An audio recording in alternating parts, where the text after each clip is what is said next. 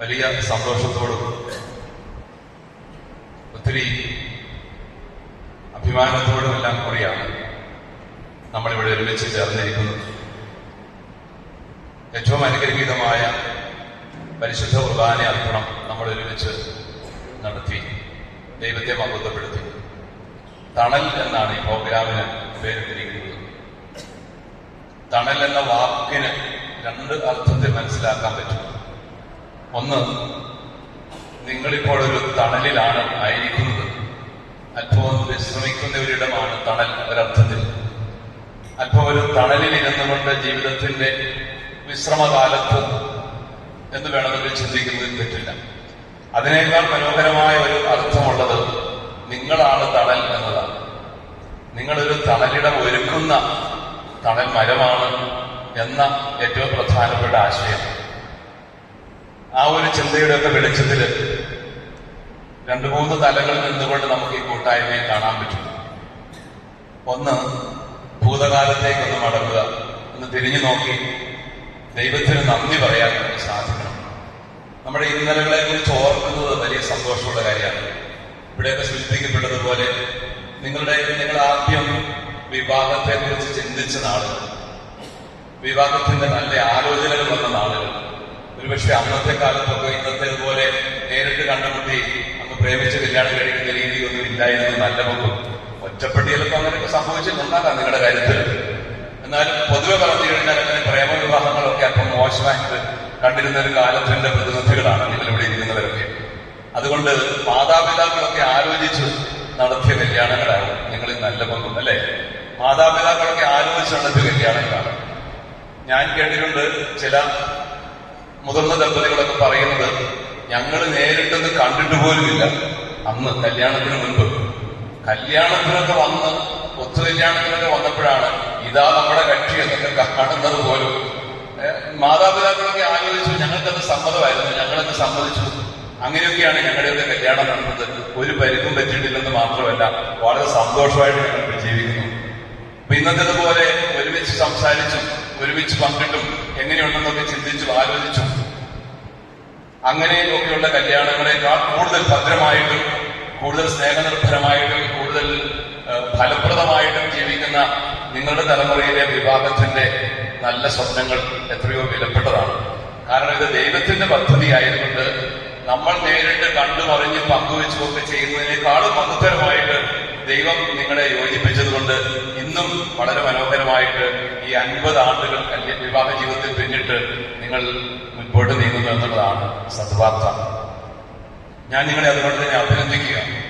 ഓർക്കൂ, നിങ്ങളുടെ വിവാഹത്തിന്റെ ആദ്യത്തെ ആ കണ്ടുമുട്ടിയ സമയം, വിവാഹത്തിന്റെ തിരുക്കർമ്മങ്ങൾ പള്ളിയിൽ നടന്ന ആ വേള, ഒരുപിടി സ്വപ്നങ്ങൾ നമ്മുടെ മനസ്സിലുണ്ടായിരുന്നു, കുറച്ചേറെ ആശങ്കകളും ഉണ്ടായിരുന്നു.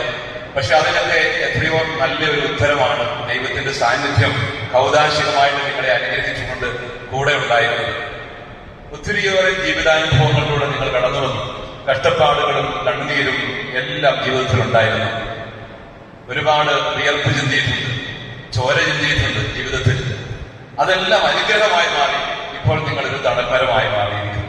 അപ്പൊ ഇങ്ങനെ ഒരു തണൽമരമായിട്ട് നിങ്ങളുടെ കുടുംബത്തിലും നാട്ടിലും ആയിത്തീർന്നിട്ടുണ്ടെങ്കിൽ അതിന്റെ പിറകിലുള്ള നിങ്ങളുടെ കഠിനാധ്വാനത്തിന്റെ നല്ല പാഠങ്ങൾ, ആ കഠിനാധ്വാനത്തെ എല്ലാം അനുഗ്രഹിച്ച് ഫലപ്രദമാക്കിയ ദൈവത്തിന്റെ അനുഗ്രഹീതമായ കരം, അതൊക്കെയാണ് നമ്മളെ ഓർത്തെടുത്ത് നന്ദി പറയുന്നത്. അതുകൊണ്ട് ദൈവത്തിന് നന്ദി പറഞ്ഞുകൊണ്ട് നമ്മൾ പരിശുദ്ധ കുർബാന അർപ്പിച്ചു. അതൊരു പരിശുദ്ധ കുർബാനയെ മാത്രം ഒതുങ്ങുന്ന കാര്യമല്ല, മറിച്ച് നിങ്ങളുടെ ജീവിതം മുഴുവനും പിന്നോട്ടൊന്ന് തിരിഞ്ഞു നോക്കിയിട്ട് നന്ദി പറയാനുള്ളതായിരിക്കണം എന്നും എന്നാണ് എനിക്ക് ആദ്യമേ പറയാനുള്ളത്. നമ്മളൊരു തണൽവൃക്ഷമായി മാറിയെങ്കിൽ, തണലൊരുക്കുന്ന തണലിടമായി മാറിയെങ്കിൽ അതിനെല്ലാം പിറകില് ദൈവം നിങ്ങളെ കൈപിടിച്ച് നയിച്ചു എന്നുള്ള സത്യം ഒന്നുകൂടി സ്നേഹത്തോടെ ഓർത്തെടുക്കാനായിട്ട് ഈ ഒത്തുചേരൽ സഹായിക്കണം. ദൈവത്തിന്റെ കൃപയില്ലായിരുന്നെങ്കിൽ നമ്മളൊന്നും ഇന്നായിരിക്കുന്നത് പോലെ ആകുമായിരുന്നോ? ഒരിക്കലും ആകില്ലല്ലേ? ദൈവത്തിന്റെ കൃപയാണ് നിങ്ങളെ നയിച്ചത്. അതിനോട് നിങ്ങൾ സഹകരിച്ചു. ദൈവകൃപയോട് സഹകരിച്ചതുകൊണ്ട് നമുക്ക് ഒത്തിരി അനുഗ്രഹങ്ങൾ കിട്ടി. അപ്പൊ ദൈവത്തിന് നന്ദി പറയാൻ നമുക്ക് സാധിക്കണം. ഒപ്പം നമുക്ക് നന്ദി പറയാനായിട്ട് മറ്റു വ്യക്തികളുമുണ്ട്.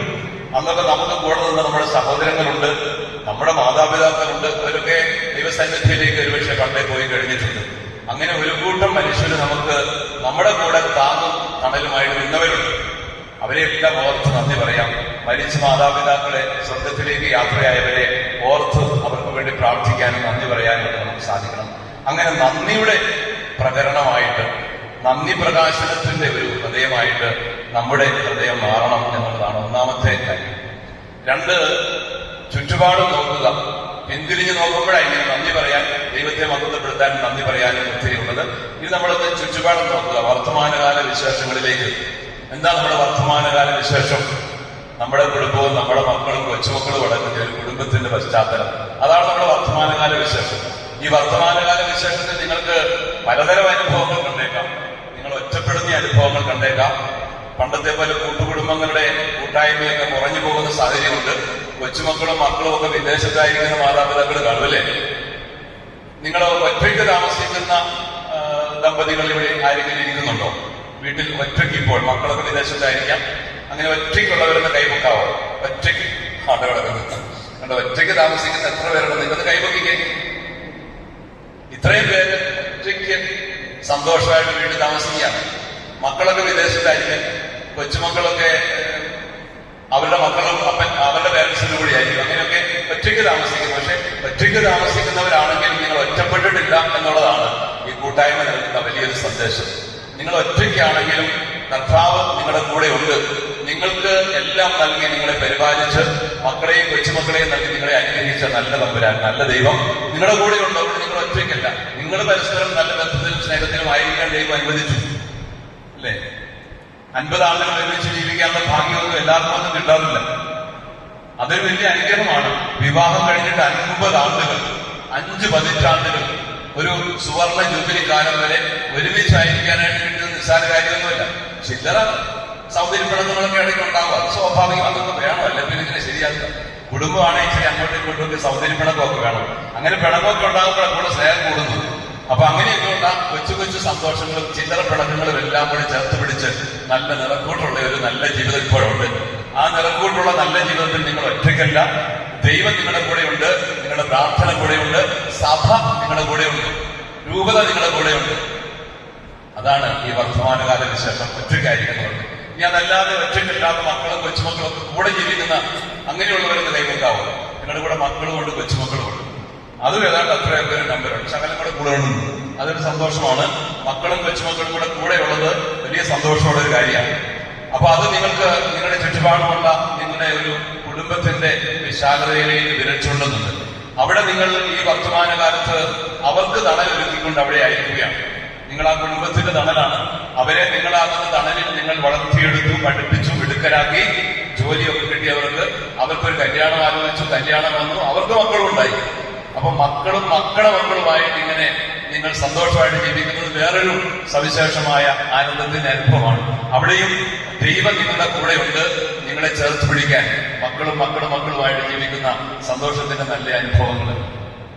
അവിടെ നിങ്ങൾ ചിന്തിക്കേണ്ടത്, നിങ്ങൾ ഈ വർത്തമാനകാലവുമായിട്ട് ബന്ധപ്പെടുത്തി നിങ്ങളുടെ ഇന്നലകളെ കുറിച്ച് വിലയിരുത്തുമ്പോൾ, ഞങ്ങളൊന്നും പണ്ട് അങ്ങനെയൊന്നും അല്ലായിരുന്നു കേട്ടോ, ഇപ്പോഴൊന്നും ശരിയല്ല എന്നൊക്കെ തോന്നും മനസ്സിൽ. ഇപ്പോഴത്തെ ഈ മക്കളൊന്നും അത്ര ശരിയല്ല. ഞങ്ങളുടെ മക്കളൊക്കെ പിന്നെയും ഭേദമായിരുന്നു. ഈ കൊച്ചുമക്കളെന്ന് പറഞ്ഞാൽ തലതെറിച്ച സാധനങ്ങളല്ല. ഇതുങ്ങളുടെയൊക്കെ ഒരു ഓട്ടവും നടപ്പും വർത്തമാനവും ഇതൊരു വികൃതി അനുഭവം. ഇങ്ങനെയൊക്കെ ചിലപ്പോൾ തോന്നും. പക്ഷെ അങ്ങനെ തോന്നരുത്. അവര് ഈ കാലത്തിന്റെ മക്കളാണ്. ഈ കാലത്തിന്റെ മക്കളാണ്. ഈ തലമുറകളുടെ വിടവെന്ന് പറയുന്ന ഒരു വിടവ് എല്ലാ കാലത്തും ഉണ്ടായിരുന്നു. അപ്പൊ ഈ കാലത്ത് കുറച്ച് കൂടുതലുണ്ട്. കാരണം എന്താണെന്ന് വെച്ചാൽ ഇതൊരു ഇന്റർനെറ്റ് യുഗത്തിന്റെയും ഒരു ശാസ്ത്ര സാങ്കേതിക വിദ്യകളുടെ വലിയ ഒരു കുതിച്ചുകയറ്റത്തിന്റെ ഒക്കെ നാട്. ഈ കഴിഞ്ഞ കുറെ വർഷങ്ങളെന്ന് പറയുന്നത് ഒരു 10-15 വർഷം കൊണ്ടുണ്ടായ ഒരു വലിയ മാറ്റം, ഒരു കുതിച്ചുചാട്ടമായിരുന്നു. ശാസ്ത്ര സാങ്കേതിക മേഖലകളിലുണ്ടായ വലിയ കുതിച്ചുചാട്ടം, അതൊക്കെ ഈ വിടവ് വല്ലാതെ വർദ്ധിപ്പിക്കാനിടയായി. അതുകൊണ്ട് അങ്ങനെയുള്ള ഒരു ലോകത്ത് ജീവിച്ചു വളരുന്നവരാണ് ഇന്നത്തെ കുഞ്ഞുങ്ങളെന്ന് പറയുന്നത്. അതുകൊണ്ട് നമ്മൾ ഉദ്ദേശിക്കുന്ന രീതിയിലല്ല അവരുടെ സാഹചര്യങ്ങളും അവർ മനസ്സിലാക്കുന്ന വിധമൊക്കെ. അപ്പൊ നമ്മൾ വലിയൊരു മാർജിനുണ്ട് അവിടെ. നമ്മൾ ജീവിച്ച പോലെയും ആ കാലത്തെ പോലെയും അവരെയൊക്കെ മര്യാദ പഠിപ്പിക്കാൻ നിങ്ങൾ ചിന്തിച്ചു കഴിഞ്ഞാൽ നടക്കുന്ന കാര്യമൊന്നുമല്ല. അങ്ങനെയൊന്നും ചിന്തിക്കരുത്. അതല്ല അതിന്റെ ശരി. അവര് തീർച്ചയായിട്ടും വിശ്വാസത്തിലും ധാർമ്മികതയിലും വളർന്നു വരണം. അതിന് സംശയമൊന്നുമില്ല. പക്ഷെ അവരുടെ ചിന്തകളും കാഴ്ചപ്പാടുകളും നമ്മളിൽ നിന്നും നമ്മുടെ കഴിഞ്ഞ ചെറുപ്പകാലങ്ങളിൽ നിന്നൊക്കെ വളരെ വ്യത്യസ്തമാണ്. അതുകൊണ്ട് അവരായിരിക്കുന്ന അവസ്ഥയിൽ കാണാനും കരുതാനും നിങ്ങൾക്ക് സാധിക്കണം. അവർക്ക് വേണ്ടി പ്രാർത്ഥിക്കണം. അവരെ ഒരു വല്യപ്പന്റെ സ്ഥാനത്ത് നിന്നുകൊണ്ട് സ്നേഹിച്ചു ചേർത്ത് പിടിക്കണം. അതാണ് വർത്തമാനകാലത്ത് നിങ്ങൾ ഒരുക്കുന്ന തണലിന്റെ സ്വഭാവം. ഒരു വല്യപ്പന്റെ സ്ഥാനത്ത് നിന്നുകൊണ്ട് അവരെ ചേർത്ത് പിടിക്കണം. അവർക്ക് ഒന്ന് ഓടി അണയാനുള്ള ഒരു മടിത്തൊട്ടായിട്ടും ഒരു കൈത്താങ്ങായിട്ടും നിങ്ങൾ മാറണം എന്നുള്ളതാണ് സത്യം. അങ്ങനെ കുഞ്ഞുങ്ങളെ സ്നേഹത്തോടെ ചേർത്ത് പിടിക്കണം എന്നുള്ള ഒരു കാര്യം നമ്മൾ മറക്കരുത്. കുഞ്ഞുങ്ങൾക്ക് വേണ്ട രീതിയിലുള്ള ശിക്ഷണം കൊടുക്കാൻ അവരുടെ മാതാപിതാക്കളുണ്ട്. അപ്പൊ നിങ്ങൾക്കും അത് സാധിക്കും. അവരെ സ്നേഹത്തിന്റെ ഭാഷയിൽ ശിക്ഷണം കൊടുക്കാനും തിരുത്താനും നമ്മൾ തയ്യാറാണ്. എല്ലാം ചെയ്തു കൊടുക്കുന്നതാണ് സ്നേഹം എന്ന് തെറ്റിദ്ധരിക്കുന്ന ഒരു കാലത്തും കൂടിയാണ് നമ്മൾ ജീവിക്കുന്നത്. അങ്ങനെ ഒരു പ്രശ്നവും ഇപ്പോഴുണ്ട്. കുഞ്ഞുങ്ങൾ ചോദിക്കുന്ന എല്ലാ ഡിമാൻഡുകളും അതേപടി ചെയ്തു കൊടുത്ത് അവരെ വഷളാക്കുന്ന ഒരു സ്വഭാവമുണ്ട്. അത് അറിവില്ലായ്മ കൊണ്ടാവാം, അമിതമായ ഒരു ഇഷ്ടത്തിന്റെ സ്വഭാവമാണത്. അത് പലപ്പോഴും അവരുടെ ഫോർമേഷനെയൊക്കെ ബാധിക്കുന്നുണ്ട്. ഏതായിരുന്നാലും കുഞ്ഞുങ്ങളെ തിരുത്തേണ്ടതുപോലെ തിരുത്തുക, സ്നേഹിക്കേണ്ടതുപോലെ സ്നേഹിക്കുക, പ്രോത്സാഹിപ്പിക്കേണ്ടത് പ്രോത്സാഹിപ്പിക്കുക. അങ്ങനെയൊക്കെ അവരെ പരിശീലിപ്പിക്കാനായിട്ട് ഒരു പരിധിവരെ നിങ്ങൾ വെല്ലുപ്പിച്ചനും വെല്ലുവിളിക്കും പറ്റും എന്നുള്ളതാണ് സത്യം. ഒരു പരിധിവരെ പറ്റുള്ളൂ. ഒരു പരിധി കൂടുതൽ നമ്മൾ ഇടപെട്ട് കഴിഞ്ഞാൽ ചിലപ്പോൾ പ്രശ്നമാകാൻ സാധ്യതയുണ്ട്. അതുകൊണ്ട് നിങ്ങൾ ഒത്തിരി സ്നേഹത്തിന്റെ തണലൊരുക്കി അവർക്ക് വേണ്ടി പ്രാർത്ഥിച്ച് ഒരു കരുതലിന്റെ സാന്നിധ്യമായിട്ട് കൂടെ നിൽക്കുകയാണ് നല്ലത്. അപ്പൊ തീർച്ചയായിട്ടും അങ്ങനെ ഒരു നല്ല അനുഗ്രഹ സാന്നിധ്യമായിട്ട് ഇപ്പോൾ നിങ്ങളായിരിക്കുന്ന പരിസരത്തായിരിക്കും. ഇനി മക്കളൊക്കെ വിദേശത്തൊക്കെ ആണെങ്കിലും ആ ബന്ധം നമുക്കുണ്ട്. അവർക്കൊക്കെ വേണ്ടി പ്രാർത്ഥിച്ചുകൊണ്ട് ഒരു അനുഗ്രഹമായിട്ട് മാറാനായിട്ട് കഴിയണം. ഇതാണ് ഇതിന്റെ രണ്ടാം ഭാഗം. ചുറ്റുപാടും കഴിഞ്ഞു നോക്കുമ്പോൾ കാണുന്ന വർത്തമാനകാലത്തെ നമ്മുടെ ജീവിതത്തിന്റെ പരിസരങ്ങൾ. ഇനി മൂന്നാമത്തെ കാര്യം, നിങ്ങൾ മുൻപോട്ട് നോക്കണം. നിങ്ങളുടെ ജീവിതം മുൻപോട്ട് പോവുകയാണ്. നിങ്ങൾ തീർച്ചയായിട്ടും ഒരു 65 വയസ്സിൽ കൂടുതലുള്ളവരായിരിക്കും എല്ലാവരും, അല്ലേ? സ്വാഭാവികമായിട്ടും 65, 70 കടന്നവർ എത്ര പേരുണ്ട്? കൈവക്കാവും. 70 കടന്നവർ കൈവക്കുകയും 70 കടന്നവരാണ് 95% ആളുകൾ 70 കടന്നവരാണ്. 70-ൽ താഴെയുള്ളവർക്ക് കൈവക്കുക. 70-ൽ താഴെ പ്രായമുള്ളവർ കുറച്ചുപേര് 70-ൽ താഴെ പ്രായമുള്ളവരുണ്ട്. 60-ൽ താഴെ ചോദിക്കേണ്ട കാര്യമില്ലല്ലേ? അപ്പൊ അതുകൊണ്ട് 70-ൽ താഴെ പ്രായമുള്ളവർ വളരെ കുറച്ചേ ഉള്ളൂ. അപ്പൊ 70 കടന്നവരാണ്. ഇനിയിപ്പോ നിങ്ങളുടെ ഒരു വാർദ്ധക്യം എന്ന് പറയുന്ന ഒരു അവസ്ഥ നിങ്ങളുടെ മുമ്പിലുണ്ട്. നമ്മളിതിനെ സന്തോഷത്തോടെ അംഗീകരിക്കണം. എന്താ പിതാവേ ഞങ്ങൾ വൃദ്ധരാണെന്നോ ഞങ്ങളങ്ങനെയൊന്നും അല്ല എന്ന് ചിന്തിക്കണ്ട. നമ്മളായിരിക്കുന്ന അവസ്ഥയിൽ നമ്മൾ കൃത്യമായിട്ട് നമ്മൾ എന്താണെന്ന് നമ്മളെ അംഗീകരിക്കാൻ സാധിക്കണം. ഈ ഇരിക്കുന്ന സിസ്റ്റർ ഒരു സൈക്കോളജിസ്റ്റ് ആണ്. സിസ്റ്റർ ആനിമരിയയുടെ പേരൻസ് ചെയ്യുന്നത് കൈപ്പൊക്കെ. സിസ്റ്റർ ആനിമരിയയുടെ പേരൻസ് അറിയപ്പെടുന്ന സിസ്റ്റർ ആനിമരിയ മെഡിക്കൽ സൈക്കോളജി ഡോക്ടറേറ്റുള്ള ആളാണ്. നല്ലൊരു സൈക്കോളജിസ്റ്റ് ആണ്. സിസ്റ്റർ ഇതിനെ കുറിച്ചൊക്കെ നിങ്ങളോട് സംസാരിക്കാൻ യോഗ്യതയുള്ള ആളാണ്. ഇന്ന് അതിന് സംസാരിക്കാൻ സമയം കിട്ടുമെന്ന് എനിക്കറിയത്തില്ല. പിന്നീട് ക്ലാസ്സൊക്കെ എടുക്കാനൊക്കെ കിട്ടുന്നയാളാണ്. ഒത്തിരി പേര് കൗൺസിലിംഗ് കൊടുക്കുന്നത്. അപ്പൊ തീർച്ചയായിട്ടും നമ്മളായിരിക്കുന്ന ഒരു ഓൾഡേജിന്റെ ഒരു ക്രൈസിസ് ഉണ്ട്. മിഡ് ലൈഫ് ക്രൈസിസ് ഉണ്ട്, ഓൾഡേജ് ക്രൈസിസ് ഉണ്ട്. അപ്പൊ നിങ്ങളുടെ ജീവിതത്തിലൊക്കെ ഉണ്ടാകുന്ന ഒരു ക്രൈസിസിനെ മാനേജ് ചെയ്യാനായിട്ട് കൂടെ നമ്മൾ പഠിക്കണം. ക്രൈസിസ് മാനേജ്മെന്റ്, ഒരു ഓൾഡേജിന്റെ ക്രൈസിസ് മാനേജ്മെന്റ് ആണ് ഇപ്പൊ നിങ്ങൾക്ക് വേണ്ടത്. നമ്മൾ വൃദ്ധരാകുന്നു. എന്നാൽ നമ്മൾ വൃദ്ധരായോ എന്ന് ചോദിച്ചു കഴിഞ്ഞാൽ എനിക്കങ്ങനെ വലിയ പ്രായമൊന്നും ആയിട്ടില്ല എന്ന് പറയാനാണ് നമുക്ക് പൊതുവെ ഇഷ്ടം. പക്ഷെ നമ്മൾ അത്യാവശ്യം 70 കഴിഞ്ഞു അല്ലെ 70 അടുത്തു എന്ന് പറയാനായിട്ട് മടിക്കേണ്ട കാര്യമില്ല. നമ്മളങ്ങനെ നമ്മളായിരിക്കുന്ന അവസ്ഥയിൽ നമ്മളെ തന്നെ അംഗീകരിക്കണം എന്നത് ഏറ്റവും പ്രധാനപ്പെട്ട കാര്യമാണ്. അപ്പോഴാണ് നമുക്ക് കൊണ്ട് രക്തം കിട്ടുന്നത്. അല്ലെങ്കിൽ ഒരു ക്രൈസിസ് അവിടെ ഉണ്ടാകും, ഒരു ഫ്രിക്ഷൻ ആയിരിക്കും. അപ്പൊ നമ്മളെന്തായിരിക്കുന്നുവോ ആ ഏജിനെ നമ്മൾ അംഗീകരിക്കണം, ആദരവോടുകൂടി അംഗീകരിക്കണം. ഏജിങ് ഗ്രേസ്ഫുള്ളി എന്നൊക്കെ പറയുന്നതാണ്. ഏജിങ് ഗ്രേസ്ഫുള്ളി, വളരെ അനുഗ്രഹീതമായിട്ട് വാർദ്ധക്യത്തെ സ്വീകരിക്കാനായിട്ട് നമുക്ക് സാധിക്കണം. അത് നമുക്ക് സന്തോഷമുള്ളൊരു കാര്യമായി മാറണം. വാർദ്ധക്യം എന്നൊക്കെ പറയുന്നത് നര, കഷണ്ടി, ഇതൊക്കെ പക്വതയുടെ ലക്ഷണങ്ങളാണ്. ഞാനതുകൊണ്ടല്ലേ രക്ഷപ്പെട്ടു പോണത്. അപ്പൊ അതുകൊണ്ട് ഈ കഷണ്ടിയും നരയൊക്കെ ഉണ്ടല്ലോ നല്ല കാര്യങ്ങളാണ്. അതൊക്കെ നല്ല പക്വതയുടെയും പാകതയുടെയും ലക്ഷണങ്ങളായിട്ടാണ് പൊതുസമൂഹം കാണുന്നത്. ആണെങ്കിലും അല്ലെങ്കിലും അങ്ങനെയാണ് വൈപ്പ്. അതുകൊണ്ട് അതൊക്കെ ഉണ്ടെന്ന് പറയുന്നത് സന്തോഷമുള്ള കാര്യമാണ്. ഒരു പരിധിവരെ അതൊക്കെ സത്യമാണ്. നമുക്ക് ഈ പ്രായം കൊണ്ടുണ്ടാകുന്ന ഒരു പക്വതയുണ്ട്, അനുഭവജ്ഞാനം കൊണ്ടുള്ള പക്വതയുണ്ട്. അപ്പൊ അനുഭവജ്ഞാനത്തിന്റെയും പ്രായത്തിന്റെയും പക്വത സ്വാഭാവികമായിട്ട് നമ്മുടെ ജീവിതത്തിലേക്ക് വന്ന് കയറിയിട്ടുണ്ട്. പിന്നെ തീർച്ചയായിട്ടും നിങ്ങളുടെ നല്ല ജീവിതം, നിങ്ങളുടെ വിശ്വാസ ജീവിതം, നിങ്ങളുടെ ധാർമ്മികത, അത് നിങ്ങൾക്ക് കൊണ്ടുവരുന്ന സുവിശേഷാത്മകമായ ഒരു പക്വതയുണ്ട്. ആ പക്വതയിലാണ് നിങ്ങളൊക്കെ ഇപ്പോൾ ഇവിടെ ആയിരിക്കുന്നത് എന്നത് വളരെ അഭിമാനകരമായ കാര്യമാണ്. അതുകൊണ്ട് ഈ ഏജിങ്ങിന്റെ പ്രോബ്ലത്തെ വളരെ സന്തോഷത്തോടുകൂടി നമുക്ക് എടുക്കാനായിട്ട് സാധിക്കണം. അതോടൊപ്പം തന്നെ ഈ ഏജിങ്ങിനോടൊപ്പം തന്നെ അല്പം വേദനയും ബുദ്ധിമുട്ടുകളും, കാലിന് വേദന, കൈക്ക് വേദന, പെടലി വേദന, നടുവിന് വേദന, ഇങ്ങനെ കുറെ സംഭവങ്ങൾ നമ്മുടെ കൂടപ്പുറപ്പായിട്ടൊക്കെ കൂടെ കാണും. അപ്പൊ അതുങ്ങളൊന്നും നമ്മൾ വിഷമിക്കുകയും പേടിക്കുകയൊന്നും വേണ്ട. സ്വാഭാവികമായിട്ടും അതുങ്ങളൊക്കെ നമ്മുടെ കൂടെയൊക്കെ ഉണ്ടാകും. പ്രായമാകുമ്പോൾ അവരൊക്കെ നമുക്ക് അനുഗ്രഹം ചുമന്നുകൊണ്ടാണ് വരുന്നത്. ഈ വേദനകളൊക്കെ പുണ്യത്തിന്റെ മാറാപ്പുകളാണ്. പുണ്യത്തെ ഇങ്ങനെ പൊതിഞ്ഞു കെട്ടി ഒരു മാറാപ്പിനകത്ത് ഒരു സഞ്ചിക്കകത്ത് തരികയാണെങ്കിൽ അതിന്റെ പേരാണ് വേദന എന്നൊക്കെ പറയുന്നത്. അതിനെ നമ്മൾ എങ്ങനെ സ്വീകരിക്കുന്നു എന്നതിനെ ആശ്രയിച്ചിരിക്കുന്നത് പുണ്യമാണോ അതോ അത് ഉപകാരശൂന്യമാണോ എന്നൊക്കെ. ഈ വേദനകളും സഹനങ്ങളും ഒക്കെ ചിലപ്പോൾ ശാരീരിക വേദനകളായിരിക്കില്ല, മാനസിക വേദനകൾ കണ്ടെന്നിരിക്കും. മക്കളൊന്നും ഉദ്ദേശിച്ച രീതിയിൽ അങ്ങോട്ട് വന്നിട്ടില്ല, ഞങ്ങൾ ആഗ്രഹിച്ചു പോലും എത്തിയില്ല, അവരെയൊക്കെ എത്തിക്കാൻ ആഗ്രഹിച്ച നിലയിലേക്ക് അവരെത്തിയില്ല. കുറച്ച് ഉഴപ്പന്മാരൊക്കെ ആയിപ്പോയി ചിലരൊക്കെ, അല്ലെങ്കിൽ മക്കൾ ഇവിടെ ഇല്ല, വിദേശത്തായിപ്പോയി, ഞങ്ങൾക്ക് കാണാൻ എപ്പോഴും പറ്റുന്നില്ല. അപ്പൊ വിദേശത്താണെങ്കിൽ നമുക്ക് വാട്സപ്പിലൂടെ കണ്ട് സംസാരിക്കാനൊക്കെ പറ്റും, എന്നാലും ഞങ്ങൾ ഉദ്ദേശിക്കുന്ന രീതിയിൽ ഞങ്ങളുടെ അടുത്തില്ല. അങ്ങനെയുള്ള മാനസിക വേദനകളും സംഘർഷങ്ങളും ഉള്ള മാതാപിതാക്കളും ഇവിടെ ഉണ്ട് എന്ന് എനിക്കറിയാം. അപ്പം ശാരീരികമാകാം, മാനസികമാകാം വേദനകൾ. അപ്പൊ അത്തരം വേദനകളൊക്കെ നമ്മുടെ ജീവിതത്തിൽ പുണ്യം നിറയ്ക്കുന്ന അനുഭവങ്ങളായിട്ട് സ്വീകരിക്കാൻ പറ്റിക്കഴിഞ്ഞാൽ അത് വലിയ ഭാഗ്യമാണ്. നമുക്കൊക്കെ നിത്യതയിലേക്കുള്ള യാത്രയിൽ കടന്നു പോകേണ്ടവരാ ഞാനും നിങ്ങളുമെല്ലാം. ഈ ഭൂമിയിലെ നിത്യ കൂടാരങ്ങൾ കണ്ട് ജീവിക്കാമെന്ന് ആരും ചിന്തിക്കുന്നില്ലല്ലോ. ഇവിടുത്തെ ജീവിതം എത്രയുണ്ട്? 90, 100, 110 എത്രയായിക്കോട്ടെ, അതൊക്കെ താൽക്കാലികങ്ങളാണ്. ഈ താൽക്കാലിക കൂടാരങ്ങളിൽ നമുക്ക് എന്നും ജീവിക്കാൻ പറ്റില്ലെന്ന് മാത്രമല്ല, എന്നും ജീവിക്കാൻ പാടില്ല. എത്രയോ മനോഹരമായ ഒന്ന് നമുക്ക് വേണ്ടി സ്വർഗത്തിൽ ദൈവം ഒരുക്കി കാത്തിരിപ്പുണ്ട്. അപ്പൊ ആ സ്വർഗത്തിന്റെ മഹത്വം പ്രാപിക്കുവാൻ വേണ്ടി ഇവിടെ നമ്മൾ ഒരുങ്ങേണ്ട നാളുകളാണ്. നമ്മുടെ സഹനങ്ങളും വേദനകളും ഒക്കെ സ്വർഗത്തിന്റെ സുഹൃതങ്ങളാക്കി മാറ്റിയെടുക്കാൻ നമ്മൾ ആത്മാർത്ഥമായിട്ട് അധ്വാനിക്കണം, ആഗ്രഹിക്കണം, അതിനുവേണ്ടി പ്രാർത്ഥിക്കണം, നമ്മളെ തന്നെ ഒരുക്കണം. അപ്പൊ അതുകൊണ്ട് ഇനിയുള്ള കാലം കൂടുതൽ സ്വർഗത്തിന് വേണ്ടി സമ്മാനിക്കാനുള്ള ഒരുക്കത്തിന്റെ അനുഭവമായിട്ട് കൂടി മാറ്റിയെടുക്കാൻ പ്രിയപ്പെട്ട മാതാപിതാക്കളെ നിങ്ങൾക്ക് കഴിയട്ടെ എന്നാണ് എന്റെ ആഗ്രഹവും പ്രാർത്ഥനയും. ഇപ്പം മരിക്കുന്നവർ പ്രായമായവരൊന്നും അല്ല, ചെറുപ്പക്കാരൊക്കെ ധാരാളം പേര് മരിക്കുന്നുണ്ട്. നിൽക്കുന്നത് ഇപ്പൊ കുഴഞ്ഞു വീണ് മരിച്ചു എന്നൊക്കെ പറയുന്ന എന്തേലും പേര് അല്ലേ. അതുകൊണ്ട് പ്രായം ഒരു വിഷയമൊന്നും അല്ലെങ്കിലും സ്വാഭാവികമായിട്ട് പ്രായം കൂടുന്തോറും നമ്മൾ കുറച്ചുകൂടി നമ്മുടെ അന്ത്യദിനത്തോട് അടുക്കുകയാണെന്നുള്ള ഒരു സത്യം നമുക്ക് നിശ്വസിക്കാനായിട്ട് പറ്റുകയില്ല. അതുകൊണ്ട് തന്നെ നിങ്ങൾ ഭാഗ്യമുള്ളവരാണ്. നിങ്ങൾക്ക് ഇനി ഒരുങ്ങാൻ സമയം ദൈവം തന്നിരിക്കുകയാണ്.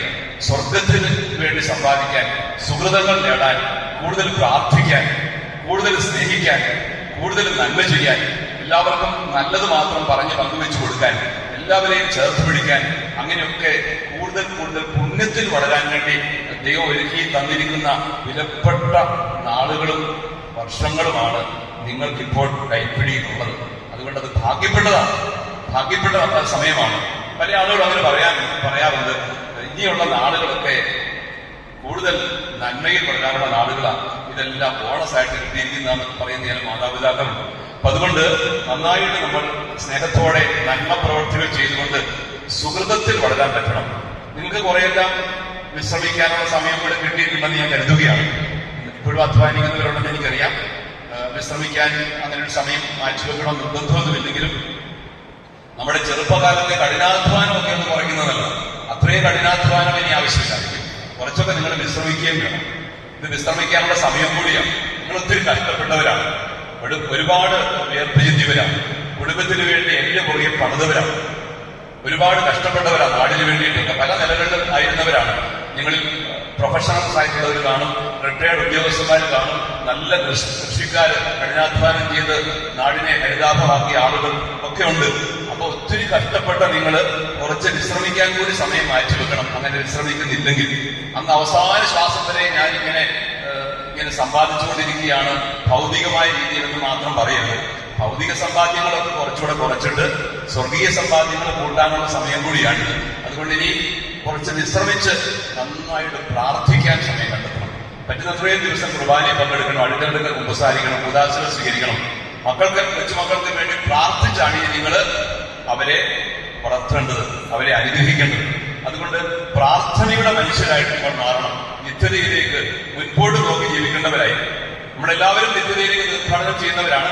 പ്രത്യേകിച്ചും ഇനി മുൻപോട്ട് നോക്കി ജീവിക്കേണ്ട ഒരു സമയമാണ്.